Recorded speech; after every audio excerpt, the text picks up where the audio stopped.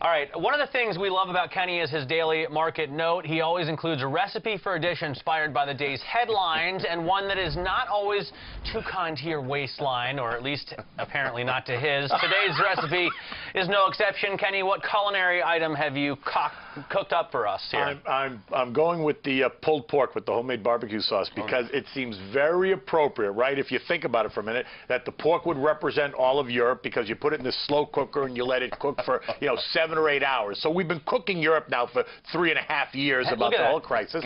Ketchup, beer, brown sugar. It's a great. Now this recipe actually came from a friend of mine, and it's excellent. But then what happens is after you cook it... It says pork butt. Well, that's what it is. It's a pork butt, shoulder, right? So then after you cook it for... not the butt. After you let it cook for the 8 hours, then you pull it out and you pull it, right? And then you serve it with the homemade sauce, and you put on a nice roll or however.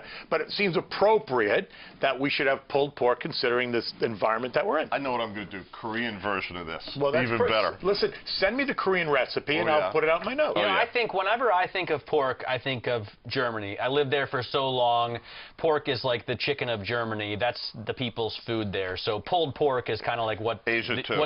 the kind of job Europe's going to do on the Bundesrepublik right now. If you'd like to get Kenny's recipes, check them out on his Twitter account. You can follow him at Kenny Polcari. Oh, good.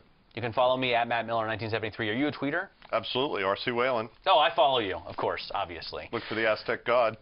All right. The Sky Lord.